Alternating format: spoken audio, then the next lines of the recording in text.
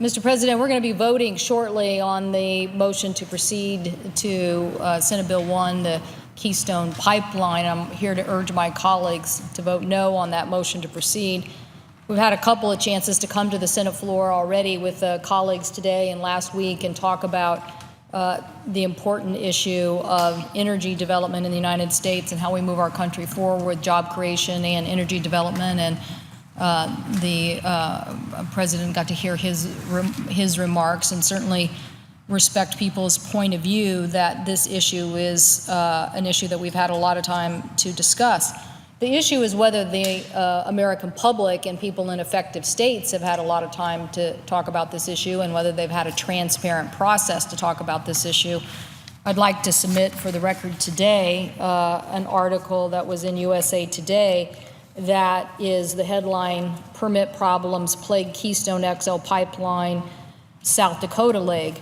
So this is an article that just recently appeared in the paper about how South Dakota is bringing up objections to the pipeline, and they want a due process with their Public Utility Commission to make sure that this project meets the criteria of environmental and safety concerns and security concerns that that state wants to see met. The reason why this is still an issue in South Dakota is because part of the pipeline will go through South Dakota, and there will be many changes since the original proposal was put forth, and people in South Dakota want to know exactly what these changes are and exactly how they'll go through the process. In fact, one Native American tribe representative who was objecting said, quote, the company isn't just asking to recertify a stalled project, quote, they're going a step beyond that is not allowed by law, end quote. So there are people that want them to go through the normal process because siting of a pipeline of this nature is of a great deal of concern to local residents, to property rights owners.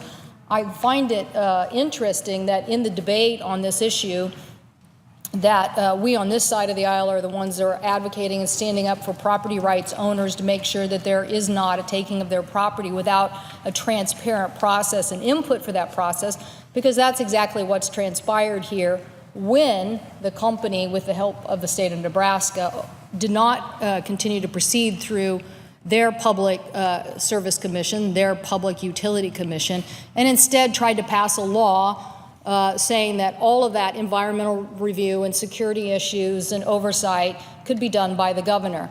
Now, my colleagues who are governors know that, when you're governor, you don't have the most transparent process. It's not like citizens are going to come to a hearing in the governor's office. It's not like all of that is there for review. And certainly those citizens don't have the ability to object and make sure that they are getting the right compensation for their property and making sure that issues of safety and security are addressed.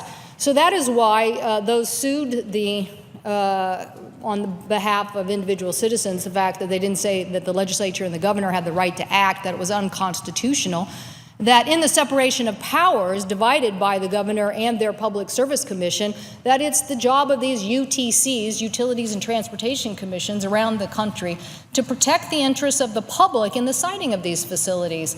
And the fact that this was now moved up through the legislature to the governor to decide all of that was clearly something that was not constitutional. I find it very interesting that 4 of the 7 Supreme Court justices said, in fact, yes, that law passed by the legislature wasn't constitutional. So my question is, what's the hurry? Now that this issue, based on standing and the other justices not deciding, has the process to move forward, Congress feels some sort of urgency to be a siting commission and cite a pipeline that has, 1, failed to go through the public process in the state of Nebraska, 2, has a public process now being questioned in the state of South Dakota, raising concern and urgency that those issues of the public be addressed, and 3, goes over what the President of the United States has said he wants to follow as a due process and make sure all the issues are brought to the table. Now, I'll remind my colleagues, if everybody here had their way, they would have passed many years ago legislation that would have bound the President of the United States to certify the Keystone pipeline that was then being proposed. Congress thought they should stick their hands in the middle of this siting and land use issue and put into legislative language on a passed bill by the Congress saying the president, if it was in national security interest, must decide and cite the Keystone pipeline.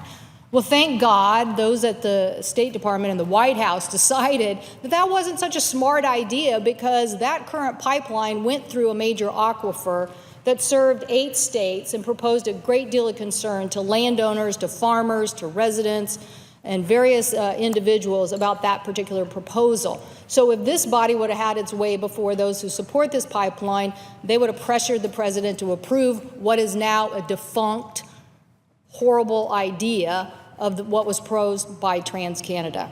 So now I ask my colleagues, are you sure that all the issues have been addressed here at the local level? Because clearly there are people in Nebraska and people in South Dakota that don't think so. And last I checked, our job is not to cite pipelines. Our job is to move our country forward on an energy strategy that will produce jobs, diversify our sources, and make the United States a leader in energy.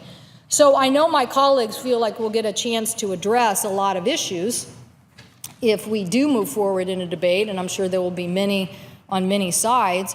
I question whether we shouldn't be spending our time focusing on a bipartisan energy bill with lots of support on a whole myriad of other issues that we need to work on, like we did in 2007, to make sure that we are helping in the transformation of energy policy and moving forward that will produce a lot more jobs.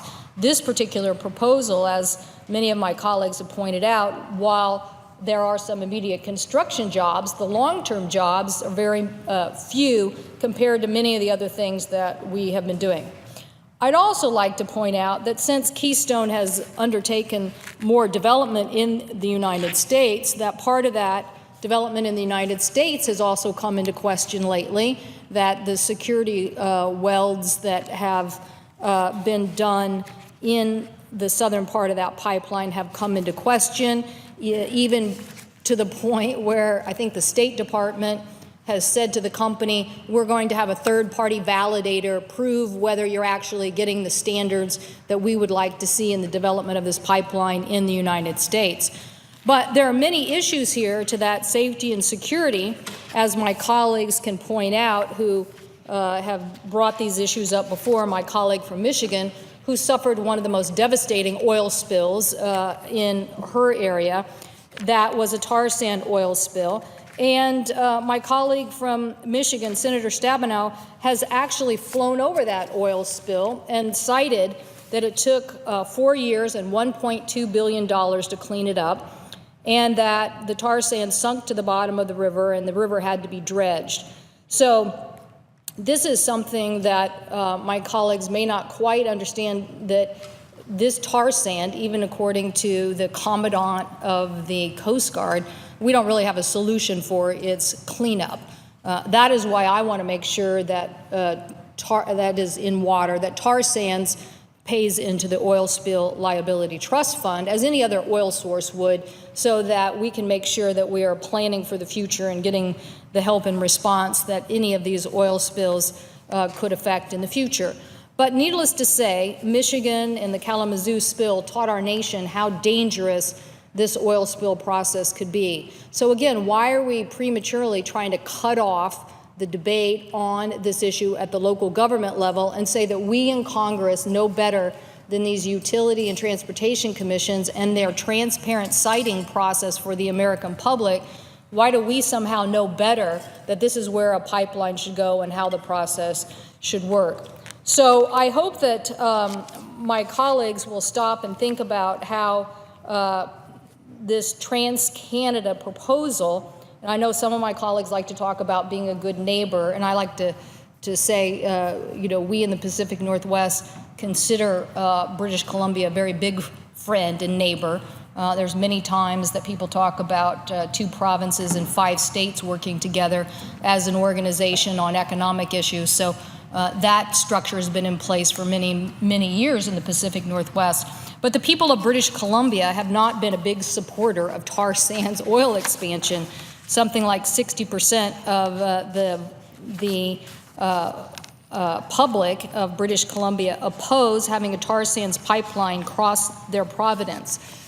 So it makes sense to me. Of course, they know they're not going to be successful in getting this oil from Alberta across British Columbia out to the Pacific, because the people of British Columbia don't want it.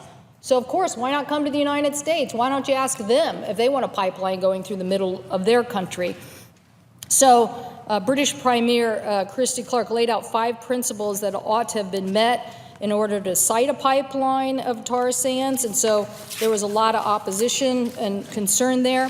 And I will just note for my colleagues that when a public UTC, a Utility Commission or Public Service Commission, when they evaluate a project, they have to look at environmental impacts, that is the water supply, wildlife, vegetation, plants.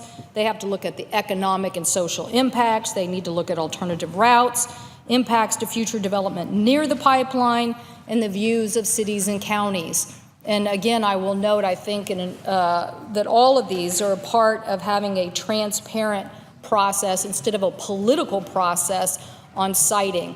So I'm not for moving forward on what I consider special interest legislation of Congress citing for a special interest Trans-Canada company a project that even people in Canada have raised suspicion about.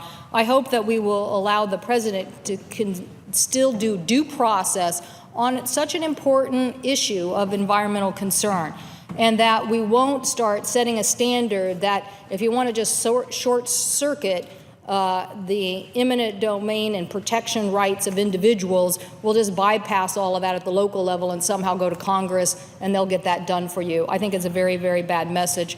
So I hope my colleagues will turn down this legislation, and I hope that we can move on to other energy issues that will help our country diversify and move forward in the future.